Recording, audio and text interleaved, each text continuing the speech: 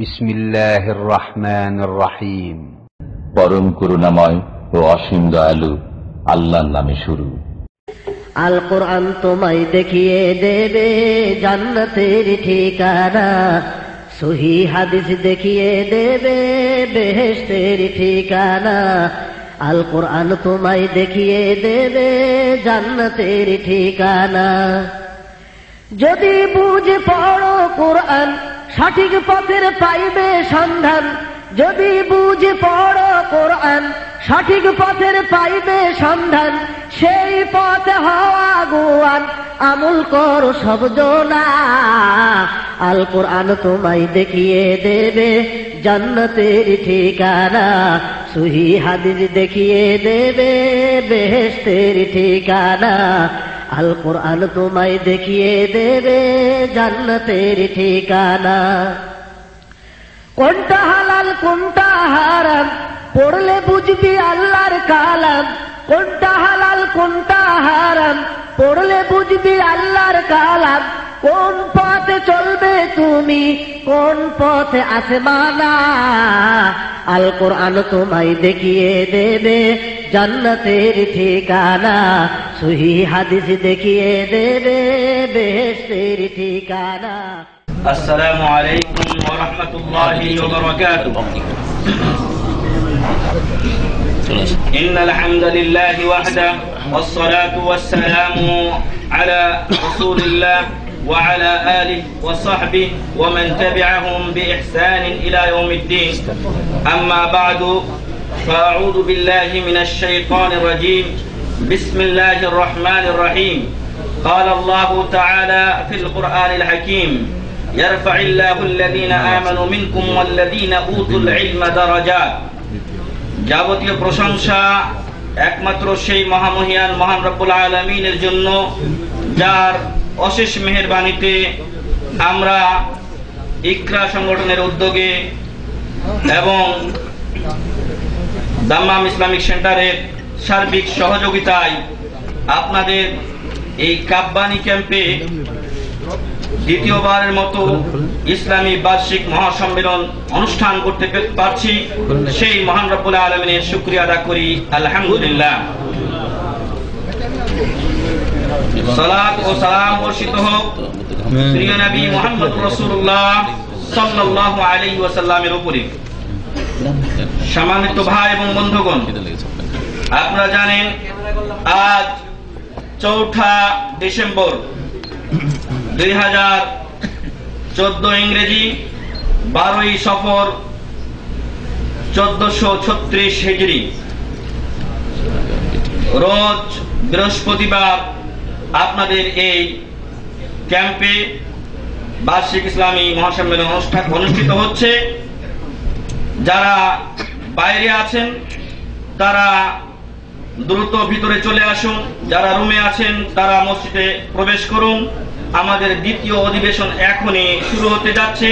সময় আমাদের কম, এ পর্যায়ে মূল্যবান বক্তব্য নিয়ে আসছেন আমাদের আজকের এই অধিবেশনের দ্বিতীয় বক্তা সম্মানিত শেখ জনাব আব্দুল্লাহিল কাফি সাহেব।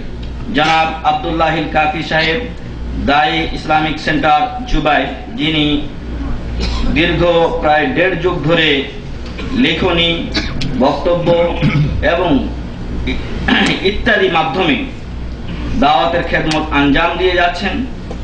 সেই সম্মানিত ব্যক্তিত্ব এখন আমাদের সামনে আলোচনা রাখতে যাচ্ছেন। এ পর্যায়ে আলোচনা নিয়ে আসছেন সম্মানিত শেখ আব্দুল্লাহিল কাফি সাহেব। তার আলোচনার বিষয় সঠিক আকীদা ও উহার পরিপন্থী বিষয়। শাইখকে তার মূল্যবান বক্তব্য পেশের জন্য অনুরোধ করছি। ফালিয়াতাফাদ্দাল মাশকুরান ওয়া মাজুরা। আসসালামু আলাইকুম ওয়া রাহমাতুল্লাহি ওয়া বারাকাতুহু।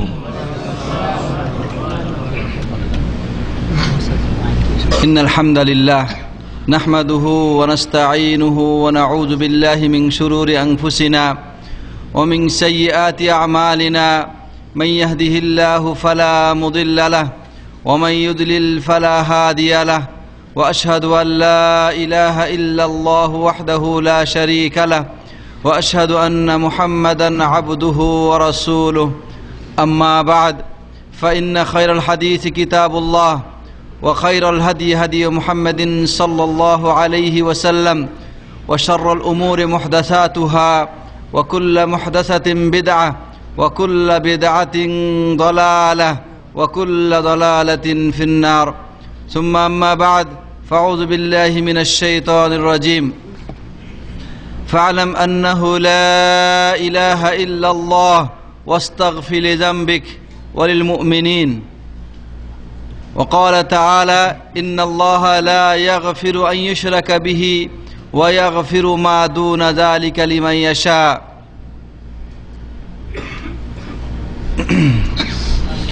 قال النبي صلى الله عليه وسلم من مات وهو يدعو لله ندا دخل النار رواه البخاري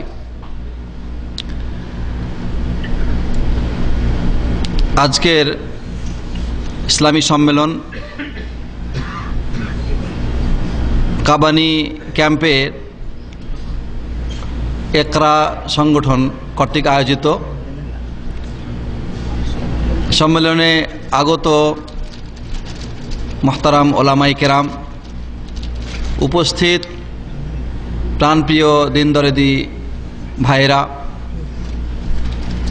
আজকে আমরা আশা করছি এটা মনে হয় বাৎসরিক সম্মেলন হতে পারে এবং এই ক্যাম্পের জন্য একটা অত্যন্ত গুরুত্বপূর্ণ একটি সম্মেলন। এই সম্মেলনকে আমরা আমাদের জীবনের জন্য একটা টার্নিং পয়েন্ট হিসেবে গ্রহণ করতে পারি, যার ফলে আমরা এখান থেকে আমাদের ঈমান আকীদা যেমন সংশোধন করার চেষ্টা করব, ঠিক অনুরূপভাবে আমাদের আমলগুলোকেও যেন সংশোধন করতে পারি, সেই পাথেও আমরা গ্রহণ করব ইনশাআল্লাহ। প্রাণপ্রিয় উপস্থিতি, আমরা সকলেই বিশ্বাস করি, প্রত্যেকের আমাদের আকীদা আছে, বিশ্বাস আছে, আর এই বিশ্বাসের ভিত্তিতেই আমাদের আমলগুলো তৈরি হয়। অতএব যার যেরকম বিশ্বাস তার সেরকম আমল। বিশ্বাসের ভিত্তিতে মানুষের আমল যেহেতু প্রস্তুত হয়, এজন্যে একজন মুসলিম, একজন মুমিন, তার বিশ্বাস, তার আকীদা কেমন হবে এ সম্পর্কে জানা দরকার। ঠিক অনুরূপভাবে ওই আকীদা ভিত্তিক আমল যখন সে করতে যাবে, তখন তার আমল কিভাবে হবে, আমল কিভাবে করলে আল্লাহ তাআলার কাছে কবুল হবে তাও জানা দরকার। আকীদার বিষয়টা, বিশ্বাসের বিষয়টা অত্যন্ত গুরুত্বপূর্ণ। এই অল্প সময় আলোচনা করে তার হক আদায় করা কশ্চিনকালেও সম্ভব নয়। তারপরেও যেহেতু আমরা একটা আয়োজন করেছি এবং এখানে আমরা উপস্থিত হয়েছি, সুতরাং এই বিষয়ে কিছু না কিছু আলোচনা আমাদের করা দরকার, যা আমাদের ভবিষ্যতের পাথেয় হবে বলে আশা করছি ইনশাআল্লাহ। প্রাণপ্রিয় উপস্থিতি, ইসলামী আকীদার, একজন মুমিনের আকীদার মূল বিষয় হচ্ছে লা ইলাহা ইল্লাল্লাহ। যেই বিষয় সম্পর্কে, যেই কালিমা সম্পর্কে, যে লা ইলাহা ইল্লাল্লাহ সম্পর্কে আল্লাহ তাআলা আদেশ করেছেন, তার নবীকে সর্বপ্রথম আদেশ করেছেন, বলছেন যে ফাআলাম আন্নাহু লা ইলাহা ইল্লাল্লাহ, আপনি জেনে নিন, আপনি জেনে নিন, শিক্ষা অর্জন করুন, ইলম অর্জন করুন। কিসের ইলম? লা ইলাহা ইল্লাল্লাহ। এরপরে বলা হচ্ছে আস্তাগফির লিযামবিক, আপনি আপনার অপরাধের জন্য বা গুনাহের জন্য, ত্রুটির জন্য ইস্তিগফার করুন। এই আয়াতে লা ইলাহা ইল্লাল্লাহ সম্পর্কে জ্ঞান অর্জন করতে বলা হয়েছে, লা ইলাহা ইল্লাল্লাহ সম্পর্কে জানতে বলা হয়েছে। আর এই কারণেই আল্লাহ নবী সাল্লাল্লাহু আলাইহি ওয়াসাল্লাম যখন মক্কায় দ্বীনের দাওয়াত দেওয়া শুরু করলেন, তখন প্রথম যেই কথাটির দিকে মানুষকে ডেকেছিলেন তা হচ্ছে এই লা ইলাহা ইল্লাল্লাহ। তিনি বলেছিলেন যে তোমরা লা ইলাহা ইল্লাল্লাহ বলো, কুলু লা ইলাহা ইল্লাল্লাহ, তোমরা লা ইলাহা ইল্লাল্লাহ বলো, তাহলেই তোমরা সফলতা লাভ করবে, তাহলেই তোমরা বিজয় লাভ করবে। এমন একটি বাণী যা বললে তোমরা আরব এবং অনারব সবকিছুর মালিক হয়ে যাবে। প্রাণপ্রিয় ভাইরা, যারা এই কালেমাকে গ্রহণ করেছিলেন, কালেমাকে মেনেছিলেন, যারা এই লা ইলাহা ইল্লাল্লাহকে পড়েছিলেন, অন্তরে বিশ্বাস করে মুখে উচ্চারণ করেছিলেন, তারা দুনিয়াতে সফলকাম হয়েছেন, আখিরাতেও তাদের মধ্যে অনেকেই জান্নাতের সার্টিফিকেট নিয়ে দুনিয়া থেকে গেছেন। অতএব এই ইসলামী আকীদার মূল যে কথাটি লা ইলাহা ইল্লাল্লাহ, এই সম্পর্কে আমাদের জ্ঞান অর্জন করতে হবে। এখানে মূল যে জিনিসটা সেটা হচ্ছে আল্লাহ। একটু আগে মুহতারাম আব্দুল হাই সাহেব আলোচনা করে আল্লাহ সম্পর্কে। সে আল্লাহ হচ্ছে মূল, তিনিই স্রষ্টা, তিনিই মাবুদ। আল্লাহর প্রতি আমাদের ঈমান এবং আকীদা যদি স্বচ্ছ না থাকে, তাহলে আমাদের আমলগুলো বরবাদ হয়ে যাবে। অতএব আল্লাহর ব্যাপারে আমাদের যে আকীদা পোষণ করতে হবে, যে বিশ্বাস পোষণ করতে হবে, আমি তা পয়েন্ট আকারে আপনাদের সামনে উল্লেখ করব ইনশাআল্লাহ। মনে রাখবেন যে আল্লাহর সাথে মুমিনের আকীদা সম্পর্কিত হওয়ার পরে পরেই আরো কয়েকটি বিষয়ে আপনাকে আকীদা পোষণ করতে হবে, বিশ্বাস পোষণ করতে হবে, যেগুলো আপনার আল্লাহর প্রতি বিশ্বাসের পরিপূরক এবং সেগুলা অত্যন্ত গুরুত্বপূর্ণ, প্রত্যেকটা আলাদা আলাদা বৈশিষ্ট্যমণ্ডিত। এজন্যে জিবরাইল আলাইহিস সালাম যখন আল্লাহ নবী সাল্লাল্লাহু আলাইহি ওয়াসাল্লামের কাছে জিজ্ঞাসা করেছিলেন যে ঈমানের স্তম্ভ কয়টি, ঈমানের খুঁটি কয়টি, তখন আল্লাহ নবী সাল্লাল্লাহু আলাইহি সাল্লাম তার জবাব দিয়েছিলেন। এই হাদিসকে হাদিসে জিবরিল বলা হয়। ওখানে ঈমানের খুঁটি আলোচনা করা আছে, ইসলামের খুঁটি সম্পর্কে আলোচনা করা আছে, ইহসান কাকে বলা হয় তার আলোচনা আছে, এবং কিয়ামতের কিছু আলামতের কথাও আলোচনা আছে। তো যেহেতু আমাদের এই হাদিস থেকে ঈমানের বিষয়টাকে আমরা নিচ্ছি, তাই ঈমানের যে পয়েন্টগুলো সেগুলি উল্লেখ করব। ঈমান কাকে বলা হচ্ছে বা ঈমানের রুকনসমূহ কি হচ্ছে, এই হাদিসের ভিতরে আল্লাহ নবী সাল্লাল্লাহু আলাইহি ওয়াসাল্লাম উল্লেখ করছেন যে যখন প্রশ্ন হলো মাল ঈমান, ঈমান কি, তিনি বলে আল ঈমান আন তুমিনা বিল্লাহ, তুমি আল্লাহর প্রতি ঈমান আনবে। তারপরে 2 নম্বর হচ্ছে মালাইকা। আমরা জানি মোট কয়টা এগুলা, 6টা না 7টা? আমরা কিন্তু আমাদের দেশে জানি 7টা। তো মূলত হাদিসের কিতাব থেকে যদি আমরা শিক্ষা অর্জন করি তাহলে পাবো 6টা, যদিও 7ম নম্বরটা 5ম নম্বরের অন্তর্ভুক্ত। তাহলে সেই মোট মূল 6টা যে স্তম্ভ তা হচ্ছে 1 নম্বর আল্লাহর প্রতি ঈমান, 2 নম্বর হচ্ছে বলেন আপনারা ফেরেশতাদের প্রতি ঈমান, 3 নম্বর হচ্ছে আসমানি কিতাব সমূহের প্রতি ঈমান, 4 নম্বর হচ্ছে নবী রাসূলের প্রতি ঈমান, 5 নম্বর হচ্ছে পরকালের প্রতি ঈমান, আর 6 নম্বর হচ্ছে তকদিরের ভালো মন্দের প্রতি ঈমান। এই প্রত্যেকটা বিষয় মুমিনের ঈমানের সাথে আকীদার সাথে সম্পর্কিত। এই বিষয়গুলো নিয়ে আলোচনা করলে 6টা বিষয় অসংখ্য অগণিত ঘন্টা লাগবে আলোচনা শেষ করার জন্য। প্রত্যেকটা বিষয়ে আলোচনার অনেক গুরুত্ব আছে এবং আমাদের আকীদা এই সম্পর্কে সংশোধন করা, সঠিক করা দরকার আছে। আমি যতদূর সম্ভব আলোচনা করব, তবে সবার আগে আলোচনা করছি আল্লাহর প্রতি ঈমানের বিষয়ে। আল্লাহর প্রতি যে ঈমান, এই আল্লাহর প্রতি ঈমানের বিষয়ে আপনাকে এবং আমাকে 4টা জিনিসকে বিশ্বাস করতে হবে, 4টা জিনিসের প্রতি ঈমান আনতে হবে, তাহলে আল্লাহর প্রতি ঈমান পরিপূর্ণ হবে। সেই সাথে সাথে এই 4টার যে বিপরীত আছে সেগুলোকে বাদ দিতে হবে, প্রত্যাখ্যান করতে হবে। সঠিক আকীদা এবং তার পরিপন্থী বিষয়, এজন্য যে সঠিক আকীদা, সঠিক জিনিসটা যদি জানা যায় আর তার বিপরীতে বেঠিক যা আছে, অসত্য এবং মিথ্যা যা আছে তা যদি না জানা যায়, তাহলে এমন হতে পারে না যে আমি অজানাবশত ওই অন্যায়ে লিপ্ত হয়ে যাব, ওই অন্যায়ে জড়িত হব, অতঃপর আমার মূল ঈমান নষ্ট হয়ে যাবে। সম্ভাবনা আছে কি না?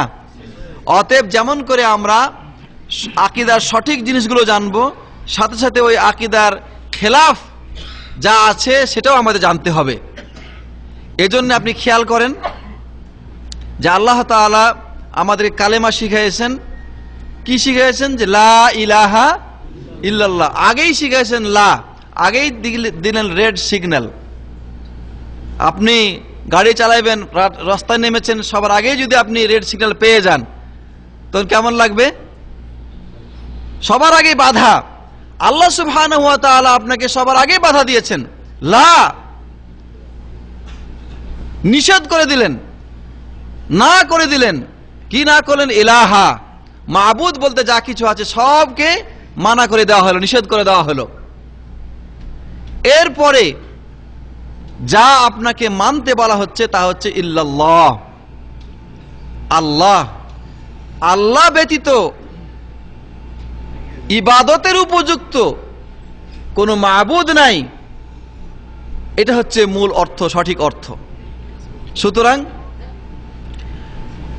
ইসলামের বা আকীদার মূল মন্ত্র, মূল বাড়ি হচ্ছে লা ইলাহা ইল্লাল্লাহ। এই লা ইলাহা ইল্লাল্লাহ তখন সঠিক হবে যখন চারটা জিনিসের প্রতি আমরা ঈমান আনবো। কয়টা জিনিস বললাম? চারটা জিনিস। জিজ্ঞাসা করবো ইনশাআল্লাহ, পরে বলতে হবে। 1 নম্বর হচ্ছে আল্লাহর অস্তিত্বের প্রতি ঈমান। 1 নম্বর কি? আল্লাহর অস্তিত্বের প্রতি ঈমান। আল্লাহ আছেন এ বিশ্বাস রাখতে হবে। এটা এজন্য দরকার যে আগের যুগের লোকেরা, অর্থাৎ যখন রাসূল সাল্লাল্লাহু আলাইহি সাল্লাম দাওয়াতি কাজ করেছেন, যে আবু জেহেল, আবু লাহাবের কাছে, তাদের কাছে এই আলোচনার তেমন দরকার ছিল না। এজন্য যে তারা সবাই আল্লাহকে মানত এবং জানতো যে স্রষ্টা আল্লাহ একজন আছেন। কিন্তু কালের পরিক্রমায় মানুষ যখন দিন থেকে দূরে সরে গেছে, আর বেদিনদের শিক্ষা তালিম যখন বিজয় লাভ করেছে, যখন দর্শন এবং মান্তিক এবং ফালসাফা যখন বেশি আকারে মানুষের মাঝে ছড়িয়ে দেওয়া হয়েছে, তখন চিন্তা গবেষণা করতে করতে তারা আল্লাহকে যেহেতু দেখতে পায় না, অতএব আল্লাহর অস্তিত্বকে তারা স্বীকার করে না। যাকে দেখতে পায় না 2 নয়নে, তাকে বিশ্বাস করি না গুরুর চরণে। গুরু যত বড়ই কথা বলুক না কেন, যেহেতু দেখি না, অতএব তাকে বিশ্বাসও করি না। সুতরাং তারা আল্লাহর অস্তিত্বকে অস্বীকার করে। যারা আল্লাহর অস্তিত্বকে অস্বীকার করে তাদেরকে আমরা কি বলে থাকি? নাস্তিক। তাদের কি বলি? নাস্তিক বলে থাকি। নাস্তিকেরা আল্লাহর অস্তিত্বকে অস্বীকার করে। তো তারা আল্লাহকে দেখে না। এজন্য যদি আল্লাহ নাই এটা হয়ে থাকে, তাহলে তারা তো তাদের মাথাটাও দেখে না। তারা তাদের আকল আছে, যে আকল, বিবেক, এই বিবেককেও তারা দেখে না। তারা তো অনেক কিছু দেখে না, কিন্তু তারা বিশ্বাস করে, এগুলো মান্য করে যেটা আছে। তাহলে কেন তারা আল্লাহ তাআলার অস্তিত্বকে স্বীকার করবে না? আল্লাহ তাআলা বলছেন, লাউ কানা ফীহিমা আলিহাতুন ইল্লাল্লাহু লাফাসাদাতা। আল্লাহ ব্যতীত কোনো যদি ইলাহ থাকতো, অন্য কোনো ইলাহ থাকতো, তাহলে আসমান জমিন ধ্বংস হয়ে যেত, আসমান জমিন ধূলিসাৎ হয়ে যেত। একজন বলতো যে সূর্য পূর্ব দিক থেকে উঠবে, আর একজন বলতো না পশ্চিম দিক থেকে উঠবে, তাহলে পৃথিবী ধ্বংস হয়ে যেত। আল্লাহ সুবহানাহু ওয়া তাআলা আমাদের সৃষ্টি করেছেন, আসমান জমিন, নদী নালা, পাহাড় পর্বত সবকিছু সৃষ্টি করেছেন, এবং তিনি যে সৃষ্টি করেছেন এই সম্পর্কে কিছু আয়াতের আলোচনাও আমার পূর্ববর্তী বক্তা মাওলানা আব্দুল হাই সাহেব করে গেছেন। আমি সেদিকে যাচ্ছি না। পূর্বযুগের জনক, বৌদ্ধ মানুষ, গ্রাম্য বেদুইন, সে বলছে যে মানুষ যখন হেঁটে যায় তখন পায়ের ছাপ থাকে না? এই পায়ের ছাপ দেখলে বোঝা যায় না যে এখানে মানুষ হেঁটে গেছে। পায়ের ছাপ দেখলে বোঝা যায় যে এখানে মানুষ হেঁটে গেছে না পশু হেঁটে গেছে। ঠিক না ঠিক? তারপরে সে বলছে যে উট বা ছাগলের লাদা দেখলে বোঝা যায় যে এটা উট না ছাগল এখানে এসেছিল।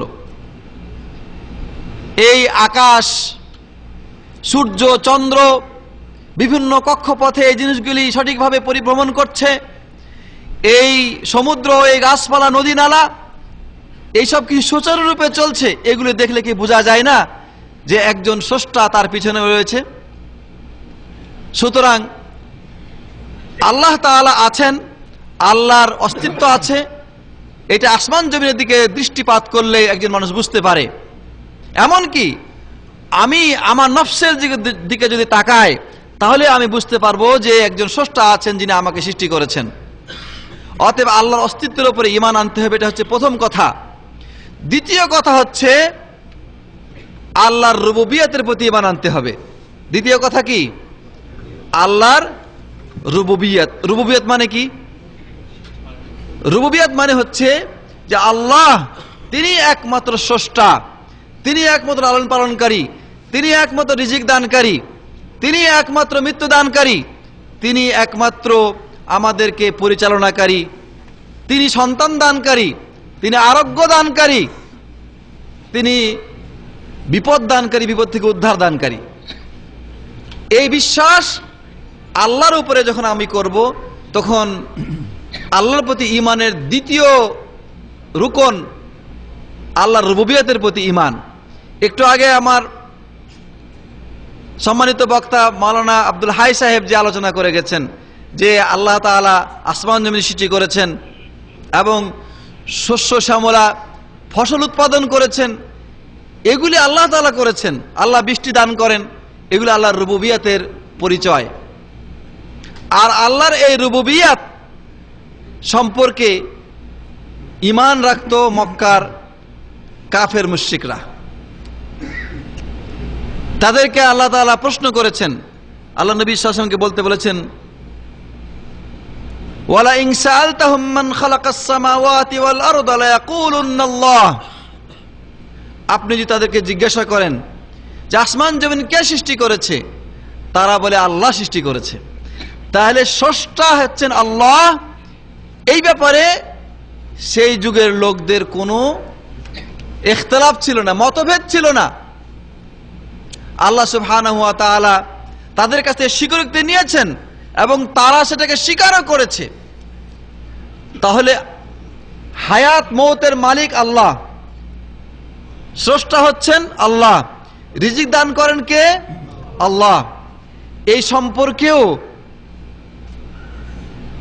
বিশ্বাস রাখতে হবে এবং এটা হচ্ছে আল্লাহর প্রতি ঈমানের দ্বিতীয় স্তর, তাওহীদে রুবুবিয়া বা আল্লাহর রুবুবিয়তের প্রতি ঈমান আনয়ন করা।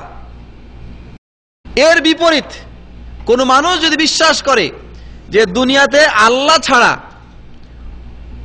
বা আল্লাহর সাথে এমন কেউ আছে যে সৃষ্টি করতে পারে, হায়াত দিতে পারে, রক্ষা করতে পারে, পরিচালনা করতে পারে, তাহলে সে আল্লাহর রুবুবিয়তে শিরিক করবে। যেমন খ্রিস্টানরা বিশ্বাস করে যে আল্লাহর পুত্র আছে, আল্লাহর স্ত্রী আছে, নাউজুবিল্লাহ মিন যালিক। তারা কেউ বিশ্বাস করে কিনা? অথচ আল্লাহ তাআলা তাদের সম্পর্কে বলেছেন লাম ইয়ালিদ ওয়া লাম ইউলাদ। তাদেরকে কথা বলা যেতে পারে যে আল্লাহর পুত্র যদি ঈসা আলাইহিস সালাম হয়, নাউজুবিল্লাহ, তাহলে ঈসা আলাইহিস সালামের পিতা হচ্ছেন আল্লাহ, নাউজুবিল্লাহ। তাহলে ঈসা আলাইহিস সালামের দাদার নাম কি? প্রশ্ন করা যেতে পারে কিনা? হ্যাঁ, প্রশ্ন করা যেতে পারে কিনা যে আল্লাহর ঈসা যদি আল্লাহর পুত্র হয়, তাহলে আল্লাহ নিজে মানুষকে এক একজনকে 2 জন, 5 জন, 10 জন, 20 জন, 30 জন, 50 জন করে সন্তান দান করেন। আল্লাহ একাই একটা সন্তান নিলেন কেন? একটা মাত্র সন্তান নিলেন কেন? কিন্তু এগুলির কোনো জবাব তাদের কাছে নাই। এরা তাওহীদের রুবুবিয়্যার মধ্যে শিরিক করছে। একদল মুসলমান নামধারী তারাও তাওহীদের রুবুবিয়্যার মধ্যে শিরিক করে। যেমন তারা বিশ্বাস করে এমন কিছু মানুষ দুনিয়াতে যাদেরকে বলা হয় কুতুব। কুতুবদের কাজ হলো বিভিন্ন এলাকায় তাদেরকে নাকি ভাগ করে দেওয়া হয়েছে, ওই এলাকায় রক্ষণাবেক্ষণ করার দায়িত্ব তাদের, এবং তারা না হলে ওই সমস্ত এলাকা ধ্বংস হয়ে যাবে। তো এরকম অসংখ্য হয়তো ঘটনা আছে, আমি ওইদিকে যাচ্ছি না। এরকম কুতুব যারা আছে এবং যারা কুতুব বিশ্বাস করে যে তাদেরকে আল্লাহ তাআলা বিভিন্ন এলাকা দায়িত্ব বন্টন করে দিয়েছেন, তারা আল্লাহর রুবুবিয়তে শিরিক করে। অতএব আল্লাহর রুবুবিয়তের সাথে অংশী স্থাপন করা এটা সঠিক আকীদার খেলাফ। মনে রাখবেন, হায়াত, মওত, সৃষ্টি, রিজিক দেওয়া সব কিছুর মালিক কে? আল্লাহ। এটা হচ্ছে সঠিক আকীদা। এরপরে 3 নম্বর হচ্ছে, 3 নম্বর আল্লাহ সম্পর্কে বিশ্বাস। 3 নম্বর যেটা, সেটা হচ্ছে আল্লাহর উলুহিয়াতের প্রতি বিশ্বাস স্থাপন করা। আল্লাহর কিসের প্রতি? উলুহিয়াতের প্রতি। উলুহিয়াত বুঝেন? যে আল্লাহ একমাত্র মাবুদ, আল্লাহ একমাত্র ইবাদত পাওয়ার হকদার, এটা বিশ্বাস করা। সৃষ্টি করা কার কাজ? আল্লাহর কাজ। আর ইবাদত করা কার কাজ? বলেন কার কাজ? মানুষের কাজ। ইবাদত করা হচ্ছে মানুষের কাজ। তো সৃষ্টি করেন আল্লাহ, আমি আল্লাহর ব্যাপারে এই বিশ্বাস স্থাপন করলাম। এই বিশ্বাস আল্লাহর উপরে রেখে আমি আমার কর্ম, আমি আমার ইবাদত করার সময় যদি ওই আল্লাহর উদ্দেশ্যে ইবাদত না করি, তাহলে আমি আল্লাহর উলুহিয়াতকে ধ্বংস করে দিলাম। অতএব আমার ইবাদত, যাবতীয় ইবাদত একমাত্র আল্লাহ পাবেন এবং আল্লাহ তার হকদার, এটা বিশ্বাস করার নাম হচ্ছে আল্লাহর উলুহিয়াতে বিশ্বাস স্থাপন করা। আর এটাই হচ্ছে মূল। এটার কারণেই আল্লাহ তাআলা মানব দানবকে সৃষ্টি করেছেন। ওমা খলাকতুল জিন্না ওয়াল ইনসা ইল্লা লিয়াবুদুন। আল্লাহ বলছেন, জিন এবং ইনসানকে আমি সৃষ্টি করেছি একমাত্র আমার ইবাদত করার জন্য, আমার গোলামি করার জন্য, আমার দাসত্ব করার জন্য। তার মানে মানুষ, যে আল্লাহ তাদেরকে সৃষ্টি করেছে, যে আল্লাহ রিজিক দান করে, যে আল্লাহ হায়াত মতের মালিক, সে আল্লাহ একমাত্রই তার ইবাদত পাওয়ার হকদার, এটা বিশ্বাস করবে এবং তার আমলি জিন্দেগিতে যত ইবাদত, যত দাসত্ব, গোলামি সে করবে, সেগুলো সব কিছু করবে কার জন্য? আল্লাহর জন্য।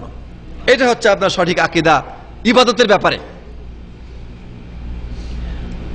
অতএব এই ইবাদতের জন্যই আল্লাহ তাআলা মানব দানব সৃষ্টি করেছেন। একদিন আল্লাহ নবী সাল্লাল্লাহু আলাইহি ওয়াসাল্লাম মুআজ বিন জাবালকে জিজ্ঞাসা করছেন যে, আতাদরি মা হাক্কুল্লাহি আলাল ইবাদ ওয়া মা হাক্কুল ইবাদি আলাল্লাহ, যে হে মুআজ, তুমি কি জানো বান্দার উপরে আল্লাহর দাবি কি আর আল্লাহর উপরে বান্দার দাবি কি? মুআজ বলে, আল্লাহ ওয়া রাসূলু আলাম, আল্লাহ এবং তার রাসূল ভালো জানেন।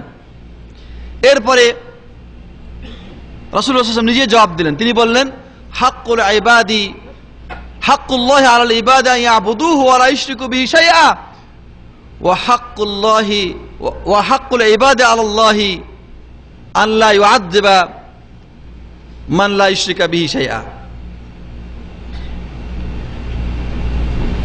আল্লাহ নবী সাল্লাল্লাহু আলাইহি ওয়াসাল্লাম বললেন যে বান্দার উপরে আল্লাহর দাবি হচ্ছে যে বান্দা একনিষ্ঠভাবে আল্লাহর ইবাদত করবে, তার সাথে কাউকে শরীক করবে না। বান্দার আল্লাহর দাবি কি বললাম? যে বান্দা আল্লাহর ইবাদত করবে, তার সাথে শরীক করবে না। বলেন কি উত্তরটা কি? বান্দা আল্লাহর ইবাদত করবে, তার সাথে কাউকে শরীক করবে না। দুটো কথা কিন্তু। বান্দা কি করবে? আল্লাহর ইবাদত করবে। আর দ্বিতীয় কথা কি? শরীক করবে না। শরীক করবে না, এটা হচ্ছে লা ইলাহা। আর আল্লাহর ইবাদত করবে, এটা হচ্ছে ইল্লাল্লাহ। বুঝতে পেরেছেন? আল্লাহ তাআলার এটাই হচ্ছে মূল দাবি, যে বান্দা আল্লাহর ইবাদত করবে, তার সাথে কাউকে শরীক করবে না, তাহলেই তার লা ইলাহা ইল্লাল্লাহ বলা যথার্থ হবে। তাহলে অনেকেই বলে যে লা ইলাহা মানে আল্লাহ ছাড়া কোনো মালিক নাই, আল্লাহ ছাড়া কোনো স্রষ্টা নাই, আল্লাহ ছাড়া কোনো হায়াত মতের মালিক নাই। এগুলো কিন্তু ভুল কথা। বরং এই বিশ্বাসটা সবাই করে। আবু জেহেল, আবু লাহাব, এমনকি গণেশ ঠাকুর, হরে কৃষ্ণ, হরিরাম, সবাই বিশ্বাস করে এগুলা। কিন্তু ইবাদতের ক্ষেত্রে আমার আমল, আমার ইবাদত, আমার বিনয়, ভালোবাসা একমাত্র আল্লাহ পাবে, এই জায়গাতে সমস্যা। এজন্য আল্লাহ নবী সাল্লাল্লাহু আলাইহি সাল্লাম এখানে সুস্পষ্টভাবে বললেন যে বান্দার উপর আল্লাহর দাবি হচ্ছে যে বান্দা আল্লাহর ইবাদত করবে, তার সাথে কাউকে শরীক করবে না। আর যখন কিনা মানুষ এইভাবে আল্লাহর ইবাদত করবে, তার সাথে কাউকে শরীক করবে না, তো আল্লাহর উপরে বান্দার দাবি হচ্ছে এই যে আল্লাহ তাআলা ওই বান্দাকে শাস্তি দিবেন না, তাকে জাহান্নামে দিবেন না, তাকে জান্নাত দান করবেন। এই জন্য আল্লাহ নবী সাল্লাল্লাহু আলাইহি সাল্লাম বলছেন যে ব্যক্তি মারা গেল এই অবস্থায় যে আল্লাহর সাথে অংশী স্থাপন করেছে, শিরিক করেছে, আল্লাহ তাকে জাহান্নামে প্রবেশ করাবেন। আল্লাহ নবী সাল্লাল্লাহু আলাইহি ওয়াসাল্লাম বলেছেন যে ব্যক্তির শেষ কথা ছিল লা ইলাহা ইল্লাল্লাহ, আল্লাহ তাকে জান্নাতে প্রবেশ করাবেন। তাহলে মারা গেল যে ব্যক্তি লা ইলাহা ইল্লাল্লাহ বলে এর প্রতি পরিপূর্ণ বিশ্বাস রেখে তাওহীদে উলুহিয়াকে মেনে সে জান্নাতে প্রবেশ করবে, আর যে ব্যক্তি এই তাওহীদে উলুহিয়ার মধ্যে শিরিক করে মারা গেল সে যাবে জাহান্নামে। তাহলে আল্লাহর উলুহিয়াত হচ্ছে সবচেয়ে মূল জিনিস, কারণ এটা আমার কাজ, বান্দার কাজ। নামাজ পড়া কার কাজ? বান্দার কাজ। এখন আমরা নামাজ পড়ি কার জন্য? আল্লাহর জন্য। তো আমাদের সমাজে এমন লোক আছে যে তারা আল্লাহর জন্য নামাজ পড়ে না, আছে নাকি এরকম লোক? কিরকম? যেমন সারা সপ্তাহ নামাজ পড়ে না, 5 ওয়াক্তের 1 ওয়াক্ত নামাজ পড়ে না, কিন্তু জুম্মার দিনে উনি আবার সবার আগে আছে, আছে কি না? এই নামাজটা মানুষকে দেখানোর জন্য। শ্বশুর বাড়ি গেছে বেড়াতে, এখন নামাজ যদি না পড়তে যায় তাহলে সমাজের লোকেরা বলবে, মেয়ের বাবাকে বলবে আর কি, যে কেমন জামাইয়ের সাথে মেয়ে বিয়ে দিলে যে নামাজে আসে না। শাশুড়িও বলে যাও বাবা নামাজটা পড়ে আসো। লোকে কি বলবে? কারণ শ্বশুরের মুখে দাঁড়িয়ে আছে, আর জামাই যদি নামাজ না পড়ে তাহলে এটা খারাপ দেখায়। সুতরাং শ্বশুর বাড়ি গেলে নামাজের আয়োজন হয়।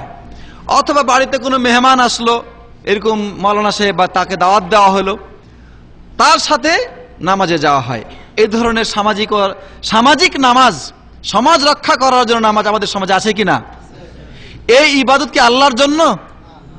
এই ইবাদত আল্লাহর জন্য নয়, এটা মানুষের জন্য, বুঝাই যায় এটা। প্রাণপ্রিয় ভাইরা, আমাদের সমাজে অনেক মানুষ আছে যাদের বাচ্চা হয় না। তো বাচ্চা দেওয়ার মালিক কে? আল্লাহ। কোরআনে আল্লাহ তাআলা বলেছেন, ইয়াহাবু লিমান ইয়াশাউ ইনাসা ওয়া ইয়াহাবু লিমান ইয়াশাউ যুকুর আও ইউযাওবিজুহুম যুকরানা ওয়া ইয়াজআলু মান ইয়াশাউ আকিমা আও ইউযাওবিজুহুম যুকরানা ওয়া ইনাসা ওয়া ইয়াজআলু মান ইয়াশাউ আকিমা। আল্লাহ যাকে চান ছেলে দান করেন, যাকে চান মেয়ে দান করেন, যাকে ছেলে মেয়ে উভয়টা দান করেন, আর যাকে ইচ্ছা আল্লাহ তাকে বান্ধা করেন, তাকে কোনো সন্তান দেন না। এটা আল্লাহর ইচ্ছা। এই আল্লাহর এই কথাতে বিশ্বাস না করে মানুষ এবার দৌড়ায় এমন ব্যক্তির কাছে যার কাছে কোনো ক্ষমতা নাই। যেমন সায়দাবাদী হুজুরের কাছে তাকে আল্লাহ নাকি দায়িত্ব দিয়ে রেখেছে সন্তান দেওয়ার জন্য। সুতরাং সায়দাবাদী হুজুর আজমিরে যায়, ওখান থেকে এতেকাফ করে এসে পরে ঘোষণা দেয় পত্রিকায় যে সায়দাবাদী হুজুর আজমির শরীফ থেকে, এটা শরীফ ওদের ভাষা আর কি, আজমির শরীফ থেকে উনি বিশেষ তোহফা নিয়ে এসেছেন, এবার তিনি ভক্তদের দেখা দিবেন। তো যারা ওখানে যায় সন্তানের আশায়, তারা আল্লাহর সাথে শিরিক করে। সন্তান দেওয়ার মালিক কে? আল্লাহ। এখন সেখানে গিয়ে বলে যে আল্লাহকে বলে যে আল্লাহ তুমি সন্তান দাও, কিন্তু সায়দাবাদী হুজুরের ওসিলায়, বরকতে তারা ওসিলায় শিরিক করে। এইভাবে প্রাণপ্রিয় ভাইয়েরা, মানুষ যখন অসুস্থ হয়ে যায় তখন এই রোগ থেকে মুক্তির জন্য দৌড়ঝাঁপ শুরু করে। কোথায় দৌড়ঝাঁপ শুরু করে? মাজারে মাজারে। অলির দরবারে, তারপরে রোগ মুক্তি হবে কিনা তার জন্য দৌড় দেয় জ্যোতিষীর কাছে, যেমন আব্দুল হাই সাহেব বললেন, ঠিক কিনা? এবং তাদের কাছে জিজ্ঞাসা করে যে এইগুলির মাধ্যমে কিভাবে এই রোগ থেকে মুক্তি পাওয়া যায়। এখন তো টেলিভিশনে পাথরে ভাগ্য ফিরে পাথরে অ্যাডভার্টাইজ হয়। নাউজুবিল্লাহ, আমি একটা ফেসবুকের একটা ভিডিওতে দেখেছি যে কোনো একটা চ্যানেল, সম্ভবত মাই টিভি, মোহনা টিভি, আমাদের সম্মানিত শেখ তার ছবি দিছে, শেখ বক্তৃতা দিতেছে আর তাদের ভাষায় বলতেছে যে এই পাথর ব্যবহার করলে আপনার এই রোগ মুক্তি হবে, আপনার এই সমস্যা সমাধান হয়ে যাবে, বাড়ি থেকে জিন চলে যাবে। মনে হচ্ছে যেন কথা শেখই বলতেছে। নাউজুবিল্লাহ মিন যালিক। মানুষ এত বড় গাদ্দার হতে পারে, মানুষ এত বড় শয়তান হতে পারে যেটা না দেখলে বিশ্বাস করতে পারবেন না আপনি। যার সারাটা জীবন এই সমস্ত শিরক বিদআত এবং কুফরির বিরুদ্ধে সংগ্রামের সাথে কেটে যাচ্ছে, তাকে লাগাইলো এমন কাজে যে ওখানে ওনাকে দেখলে মানুষ বুঝতে পারবে যে তাবিজের ব্যবসা করছেন উনি, পাথরের ব্যবসা করছেন উনি। নাউজুবিল্লাহ মিন যালিক। প্রাণপ্রিয় ভাইরা, আমাদের সমাজে এরকম শিরক অহরহ চলছে, কিন্তু বাধা দেওয়ার কেউ নাই।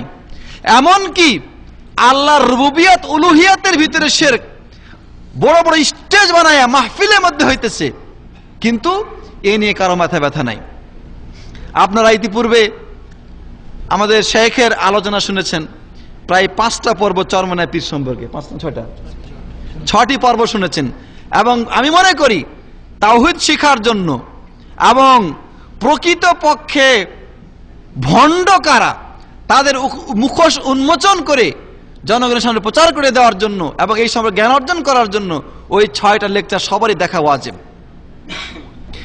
আর অনেকে আবার বলে যে না, এগুলো বাজে কথা, ফালতু কথা। আমি এর উপরে একটা বইও লিখেছি, শেখ বক্তব্য দিয়েছেন, আমি একটা বই লিখেছি যে তারা কিভাবে আল্লাহর রুবুবিয়ত এবং উলুহিয়তের মধ্যে শিরিক করে চলেছে, এবং তার কিছু নমুনাও আমি আজকে আপনার সামনে হাজির করেছি। আপনারা দেখতে চান? সেখানে কিভাবে তারা আল্লাহর সাথে শিরিক করছে এবং প্রকাশ্যে, এবং হাজার হাজার মানুষ এগুলিকে সাপোর্টও করছে। দেখুন, এখানে বলছে যে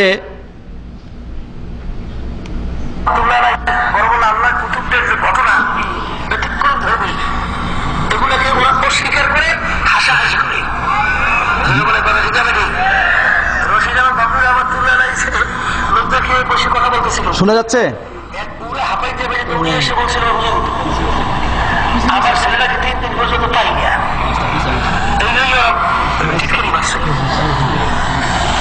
আচ্ছা শুনেন। বসা অবস্থায় একটু নিচের দিকে চোখ বন্ধ করে তাকাই দিয়ে হয়ে গেছে, কতক্ষণ চুপ হয়ে আসছে, একটু পরে উঠতে বলবো বাবা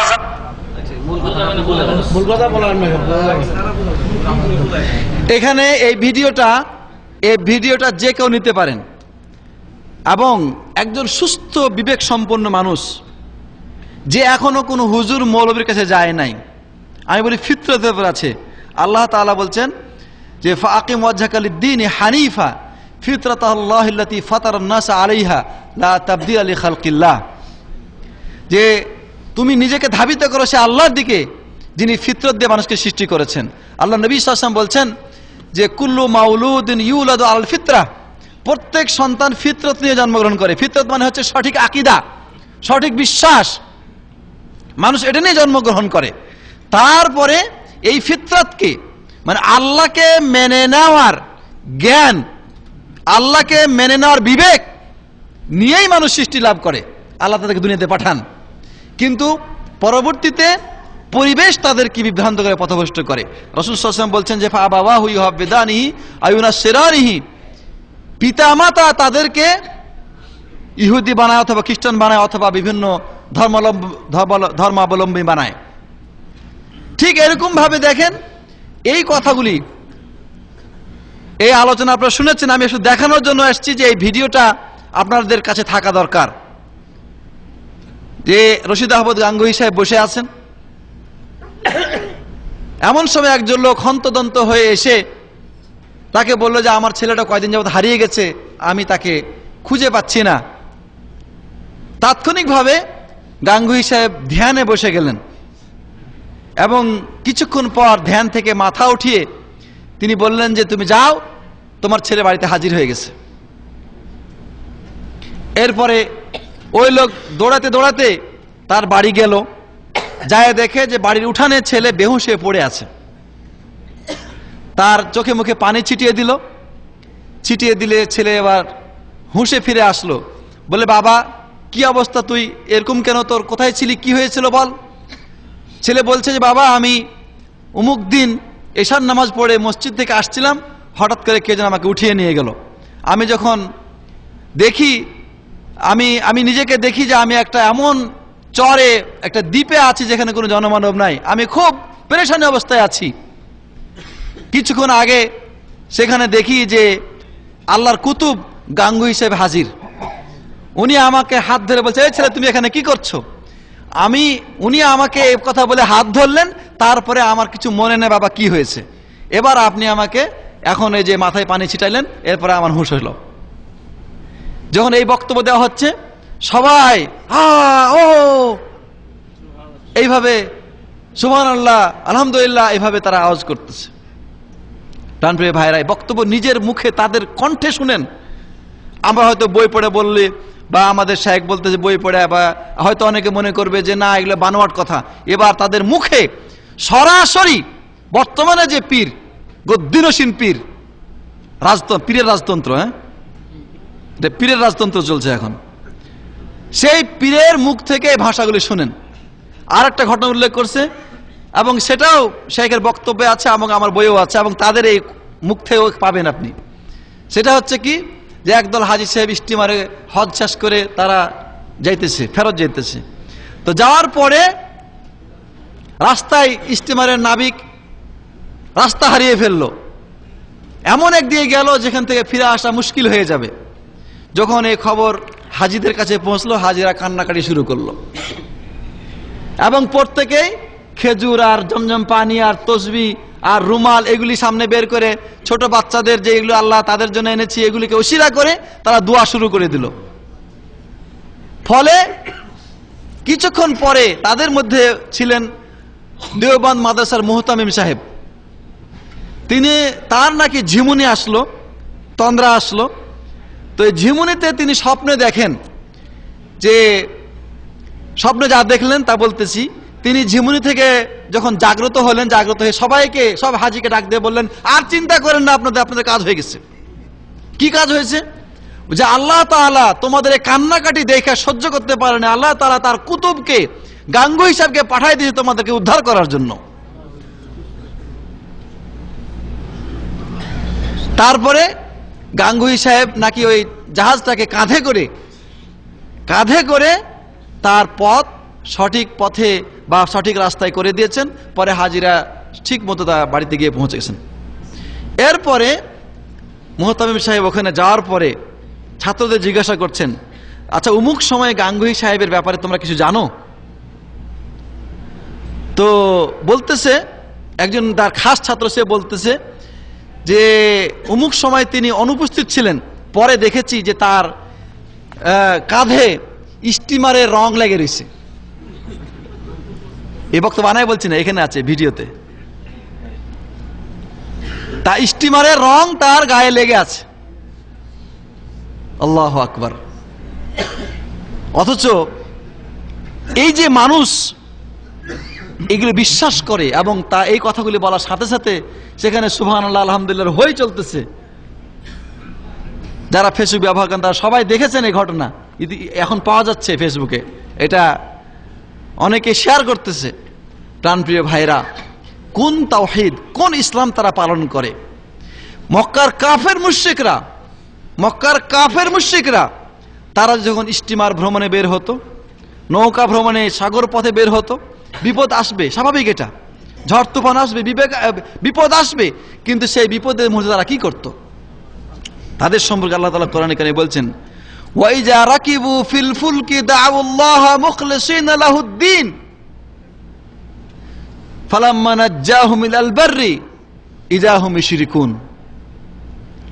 যখন তারা স্টিমারে নৌকায় ভ্রমণে বের হতো, আর যখন ঝড় তুফান আসতো, হালাক হয়ে যাবে, ধ্বংস হয়ে যাবে, এরকম যখন অনুভব করত, তখন তারা দাউল্লাহ মুখলিসিনা লাহুদ্দিন, আল্লাহকে ডাকতো একনিষ্ঠভাবে আল্লাহকে ডাকতো। তখন আর লাত মানাত ওজ্জা আর পীর ফকির দরবেশ আর কুতুব এগুলি কাউকে তারা ডাকতো না। এরপরে যখন আল্লাহ তাদেরকে নাজাত দিয়ে দিতেন, তাদেরকে সেখান থেকে উদ্ধার করতেন, তখন তারা আবার শিরিক শুরু করত। এজন্যে আল্লামা আব্দুল আজিজ বিন বাজ রহমতুল্লাহ আলাইহি উল্লেখ করেছেন যে বর্তমান যুগের লোকদের শিরিক আগের যুগের লোকদের চাইতে বেশি ভয়ানক, বেশি কঠিন। এজন্যে তাওহীদে উলুহিয়াতে মানুষ সবচাইতে বেশি শিরিক করে। আর এই শিরিক সম্পর্কেই আল্লাহ তাআলা বলেছেন যে কোনো মানুষ যদি শিরিক নিয়ে মৃত্যুবরণ করে তাহলে আল্লাহ তাকে ক্ষমা করবেন না, তার জন্য রয়েছে জাহান্নাম। ইন্নাল্লাহা লা ইয়াগফিরু আন ইউশরাকা বিহি ওয়া ইয়াগফিরু মা দুনা যালিকা লিমান ইয়াশা। যারা শিরক নিয়ে মৃত্যুবরণ করে, তওবা করে না, শিরক করতে করতেই মারা যায়, আল্লাহ তাদেরকে কখনোই ক্ষমা করবেন না। আর এর নিম্ন পর্যায়ের পাপ আল্লাহ যাকে ইচ্ছা ক্ষমা করতে পারেন। আল্লাহ আরো বলছেন সূরা মায়েদাতে, ইন্নাহু মাইয়ুশরিক বিল্লাহ ফাকাদ হাররামাল্লাহু আলাইহিল জান্নাহ ওয়া মাওয়াহুন নার। যে ব্যক্তি আল্লাহর সাথে শিরক করবে আল্লাহ তার জন্য জান্নাতকে হারাম করে দিবেন এবং তার ঠিকানা হচ্ছে কি জাহান্নাম। এই জালেমের কোনো সাহায্যকারী থাকবে না। আর এই জন্যে যেহেতু এটাকে আল্লাহ ক্ষমা করবেন না, এই জন্যে আল্লাহর নাফরমানিমূলক যত কাজ মানুষ করে, যত অন্যায় অনাচার করে, তার মধ্যে সবচাইতে নিকৃষ্ট পাপ হচ্ছে কি শিরক। অথচ শিরকের আকৃতি হচ্ছে আমাদের সমাজে ইসলামী লেবাস, ইসলামী আকৃতি। দাড়িওয়ালা, টুপিওয়ালা, পাঞ্জাবিওয়ালা দেখলে মনে হবে যেন ফেরেশতা, অথচ তিনি জাহান্নামের দিকে মানুষকে আহ্বান করছেন।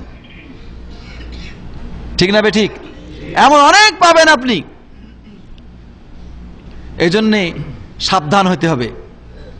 নজর, মান্নত, কুরবানি, পশু জবাই করা, এগুলি কোনো কিছুই আল্লাহ ছাড়া অন্য কারো উদ্দেশ্যে করা চলবে না। যদি আল্লাহ ব্যতীত অন্য কারো উদ্দেশ্যে করা হয় তাহলে কি হবে? এগুলো কার কাজ? আমার কাজ, বান্দার কাজ। এই কাজগুলি আমি একনিষ্ঠভাবে করবো আল্লাহর জন্য, তাহলে এটা হবে তাওহীদ। আর এর বিপরীত হবে শিরক। অতএব আল্লাহর প্রতি ঈমানের এই 3 নম্বর রুকন, এটাকে সবচাইতে বেশি খেয়াল রাখতে হবে।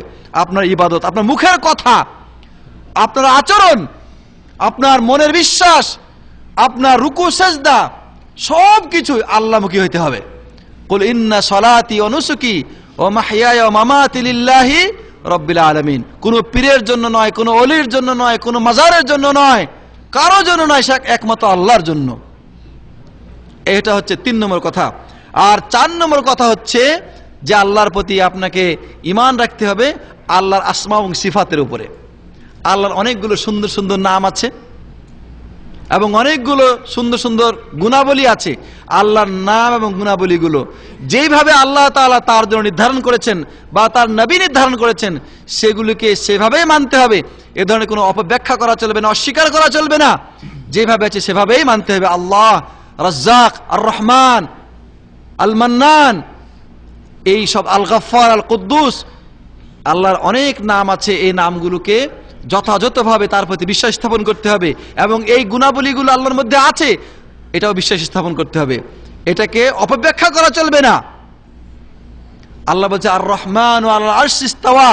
আল্লাহ তার অস্তিত্বের পরিচয় দিয়ে বলেছেন আর রহমান, তিনি আরশে আজিমে সমুন্নত।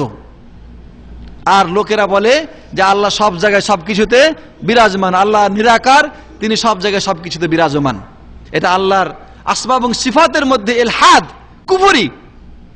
আল্লাহ আসমা এবং সিফাতকে, আল্লাহর এই গুরুত্বপূর্ণ গুণকে অস্বীকার করা হচ্ছে।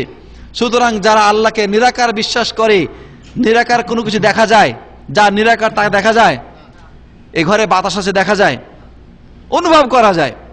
আল্লাহ সুবহানাহু ওয়া তাআলা সম্পর্কে যারা নিরাকার ধারণা করে তারা আল্লাহর দিদার পাবে না, তারা আল্লাহকে দেখতে পাবে না।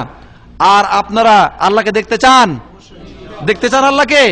আল্লাহ নবী সাল্লাল্লাহু আলাইহি ওয়াসাল্লাম বলছেন, ওই আকাশের চাঁদ দেখায় বলেছেন, আকাশের চাঁদ দেখতে তোমাদের কোনো সমস্যা হয়?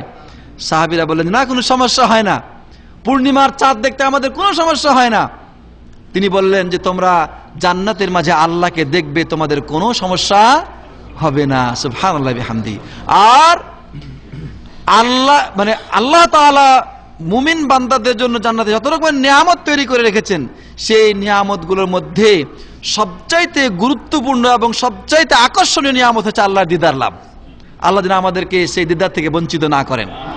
প্রাণপ্রিয় ভাইরা, সুতরাং এই আকীদার ক্ষেত্রে যাদের মধ্যে ত্রুটি রয়েছে তারা আল্লাহর দিদার থেকে বঞ্চিত হবে, কারণ তারা আল্লাহকে নিরাকার বিশ্বাস করে, আল্লাহর প্রতি তাদের সঠিক বিশ্বাস নেই। আর আল্লাহকে সর্বস্থানে বিরাজমান তারা মনে করে।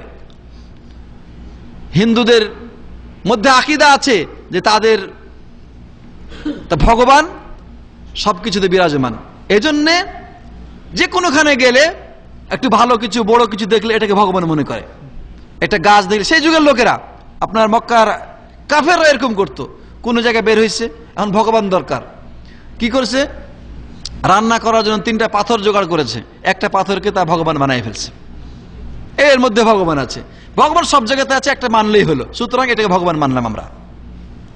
ঠিক এরকম অবস্থা যারা বিশ্বাস করে যে আল্লাহ সবকিছুতে বিরাজমান, সব জায়গায় সবকিছুতে বিরাজমান, তাহলে সবকিছুর মধ্যে আল্লাহ আছে, যত আল্লাহ তত আল্লাহ, সুতরাং যেখানে সেজদা করে সেখানে তুমি আল্লাহকে পাবে। এই বিশ্বাস তাদের ভিতরে রয়েছে। প্রাণপ্রিয় ভাইরা, এটা অনেক বড় অন্যায়। এমনিভাবে আল্লাহর সিফাত আছে অনেকগুলা, আল্লাহর সত্যগত সিফাত আছে। আল্লাহ দেখেন, আল্লাহর চোখ, আল্লাহর হাত সম্পর্কে, পা সম্পর্কে আলোচনা আছে। এই সমস্ত ক্ষেত্রগুলোতে মানুষ বিভ্রান্ত, এগুলিকে অস্বীকার করে, অপব্যাখ্যা করে। আল্লাহর আসমা ও সিফাতকে ঠিক সেইভাবে মানতে হবে যেভাবে কোরআনে বর্ণিত হয়েছে এবং রাসূল সাল্লাল্লাহু আলাইহি ওয়াসাল্লাম যেভাবে আমাদের সামনে বর্ণনা করেছেন। এর মধ্যে কোনো ধরনের কোনো পরিবর্তন করা চলবে না, আকৃতি বিকৃতি নির্ধারণ করা চলবে না, এটা জিজ্ঞাসা করা চলবে না যে আল্লাহ আরশে আছে, শুয়ে আছে, না বসে আছে, না দাঁড়িয়ে আছে, কিভাবে আছে, এটা বলা চলবে না। আল্লাহ তাআলা আরশে আজিমে সমুন্নত, কোরআনে আছে, এটা মানতে হবে ব্যাস। হাদিসে আছে যে আল্লাহ তাআলা প্রত্যেক রাতের শেষ তৃতীয়াংশ, 1/3 বাকি থাকতে শেষের রাত্রে তিনি আসমানে, দুনিয়া আসমানে নেমে আসেন। কিভাবে নেমে আসেন এটা জিজ্ঞাসা করা চলবে না। ওই সময় কি আসমান খালি থাকে নাকি, আরশ খালি থাকে নাকি, এরকম প্রশ্ন করা বেদাতীদের লক্ষণ। বেদাতীরা এরকম প্রশ্ন করে। আল্লাহ সুবহানাহু ওয়া তাআলা তার ক্ষমতা এবং তার পাওয়ার অসীম, এই সমস্ত বিষয়ে আমাদের প্রশ্ন করা চলবে না, মানতে হবে আল্লাহ তাআলা নেমে আসেন। কিভাবে নেমে আসেন এটা সেটা আল্লাহ তাআলা ভালোই জানেন। আমরা এর প্রকৃতি নির্ধারণ করব না। আল্লাহর হাত কেমন, আল্লাহর চোখ কেমন, এগুলি প্রকৃতি নির্ধারণ করা চলবে না। যেভাবে আছে আল্লাহ বলেছেন মানতে হবে, এতে কোনো আকৃতি বা গঠন নির্ধারণ করে বলা যাবে না। এ হচ্ছে আল্লাহ তাআলার প্রতি ঈমানের চতুর্থ স্তর বা চতুর্থ রুকন, সেটা হচ্ছে আল্লাহ আসমা এবং সিফাতের প্রতি ঈমান আনয়ন করা। সুতরাং আল্লাহ সম্পর্কে যে সঠিক বিশ্বাস, 4টা জিনিস আমরা এখানে আলোচনা করলাম। আল্লাহর অস্তিত্বের প্রতি ঈমান, 2 নম্বর আল্লাহর রুবুবিয়তের প্রতি ঈমান, 3 নম্বর আল্লাহর উলুহিয়তের প্রতি ঈমান, আর 4 নম্বর হচ্ছে আল্লাহর আসমা ও সিফাতের প্রতি ঈমান। এই 4টা জিনিসকে যথাযথভাবে বিশ্বাস করতে হবে এবং এর বিপরীত যা আছে সেগুলিকে, যেটা আমরা আলোচনা করলাম, সবগুলোকে প্রত্যাখ্যান করতে হবে। তাহলে আমাদের ঈমান, আল্লাহর প্রতি ঈমান বিশুদ্ধ হবে। এরপরে বাকি আছে আরো ফেরেশতাদের প্রতি ঈমান, আরো অন্যান্য যে বিষয়গুলো, আরো 5টা যে বিষয়, সেইগুলো আলোচনা করলে আরো অনেক সময় দরকার। আর আপনাদের হাতে এত সময়ও নাই, আমার হাতে সময় আছে কিন্তু আপনাদের সময় কম, এজন্য আমি আলোচনা আর লম্বা করছি না।